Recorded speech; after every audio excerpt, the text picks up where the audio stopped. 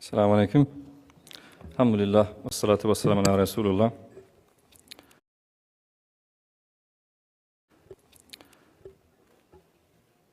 Is there the author in our audience, someone who wrote a book or writing or is planning to write a book?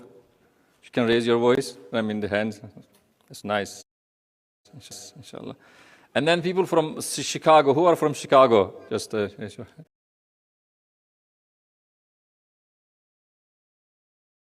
Assalamu alaikum. Alhamdulillah. Wassalatu wassalamu ala Rasulullah. Is there the author in our audience, someone who wrote a book or writing or is planning to write a book? You can raise your voice. I'm in the hands. That's nice, inshallah. And then people from Chicago. Who are from Chicago? Just raise your hand. Okay, that's good. And I was saying is that, and I'm going to make everybody instantly author right now, inshallah. And then you're going to be surprised. You know, in Islam, we believe that whatever we do is recorded. Who recorded? The angels, right? But what angels record? Angel does not write from its own mind. Basically, angels record our book. We are the writer of our books. So right now, when I am talking here, I am writing my book. And my previous talkers and future talkers, when they are writing their books. By coming here, you are writing your book. Alhamdulillah, and then you are writing a nice book today because you are here to help the Rohingya, one of the most persecuted people in the world. So I'm so glad that you are here, that just support the Rohingya. Zakat Foundation is a tool. Like the microphone. Let's say, if I speak here, you cannot hear me much. But if I speak here, you hear me because of the tool of the microphone.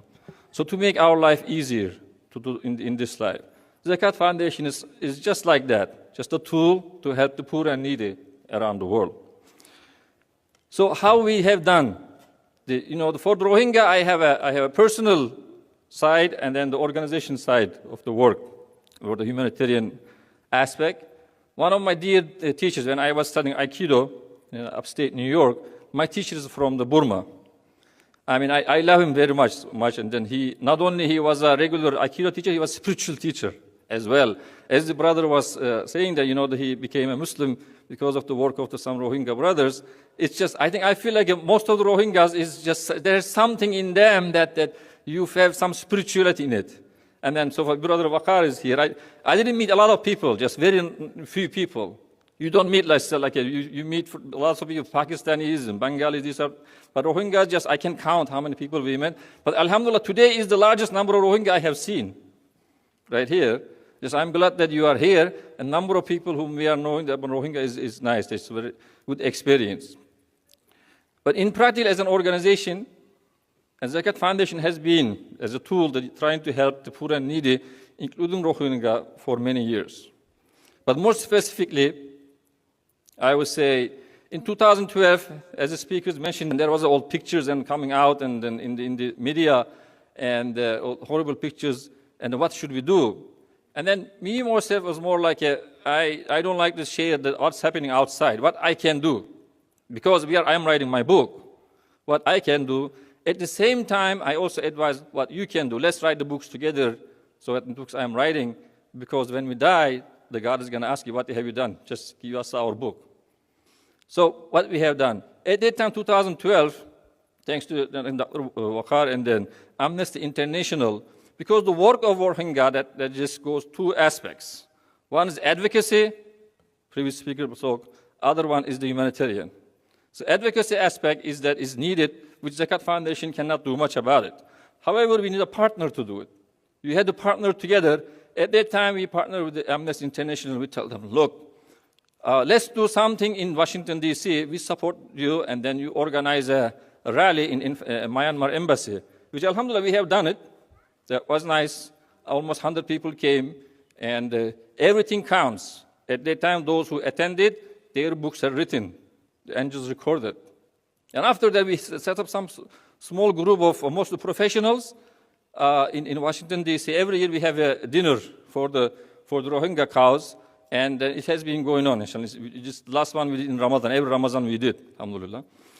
And then other organization that we partner with is the U.S.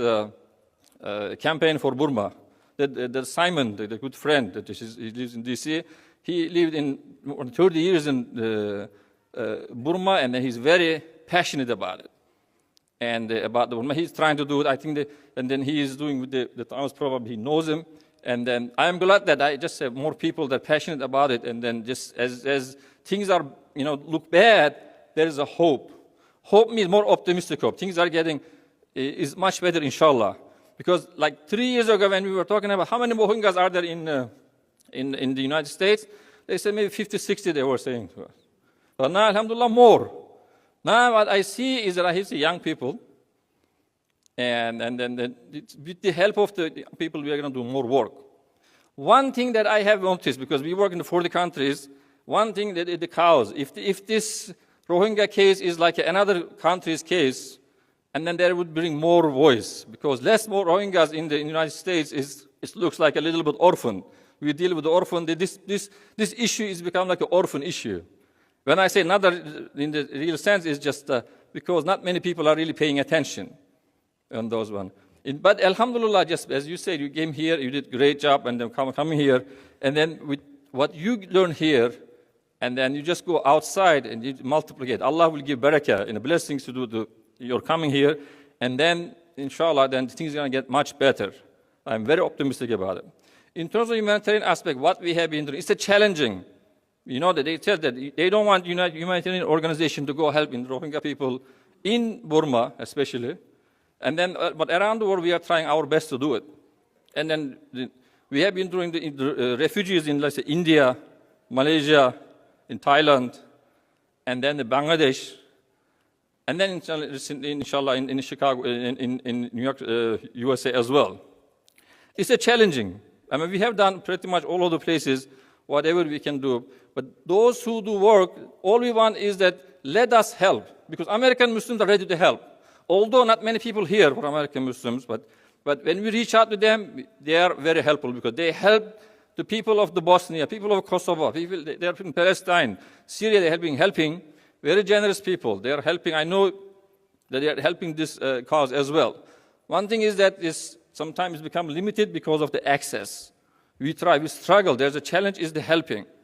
But we try our best. For example, for Bangladesh, they tell how this Bangladesh government doesn't want Rohingya, and then Burma doesn't want the Rohingya. They are in the middle in the refugee camps. Now we have an office in Bangladesh. I'll tell you, we have an office and the current government doesn't like Rohingya much. The previous government was nicer in terms of the humanitarian, that we have been doing the good job in the area. When the current government comes, it tells us, look, if you help Rohingya, I'm going to close you, kick you out of it. Because they kick out of the Doctors Without Borders. And then we said, okay, we are not helping, that's fine. Officially, we just keep us, we'll do it. But how we are helping, I'm just going to tell you this, is that we help through the people whom we trust, like the volunteer type of people, whom we tested.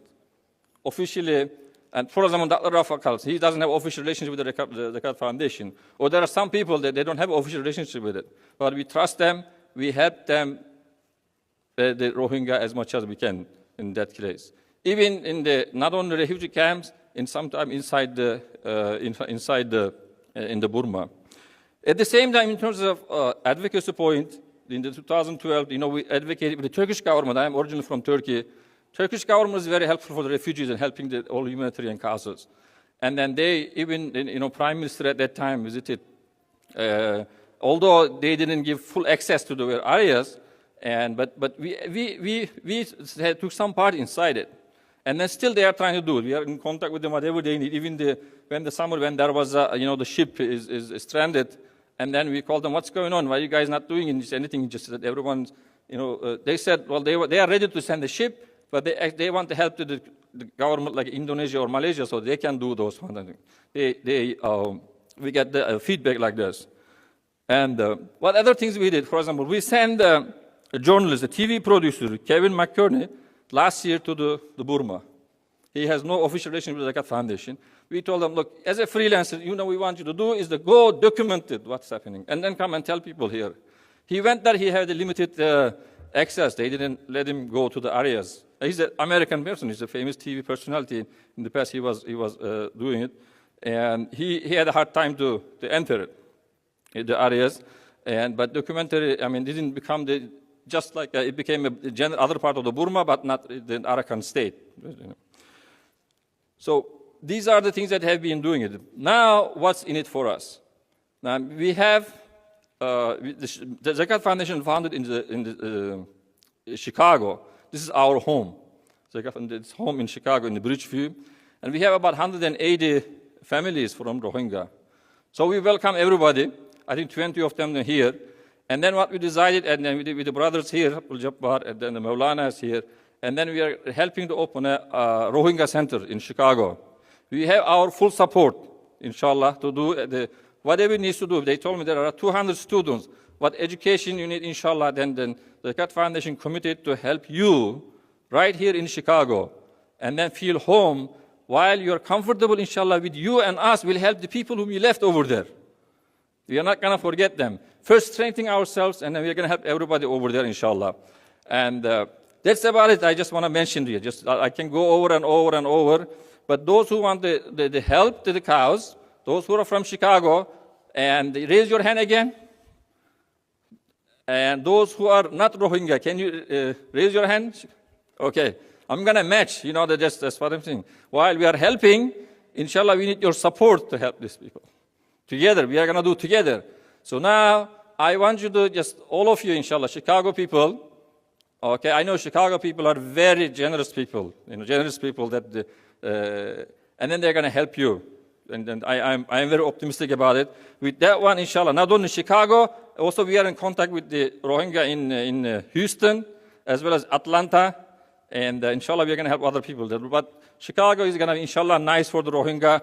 And then together we are going to help more people, inshallah. Thank you very much. Assalamu alaikum.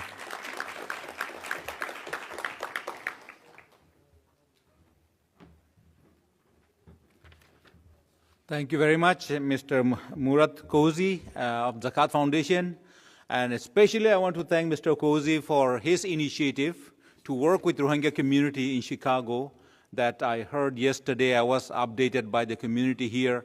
Good initiative they took to advance the Rohingya community here in their education and all other aspects of their lives.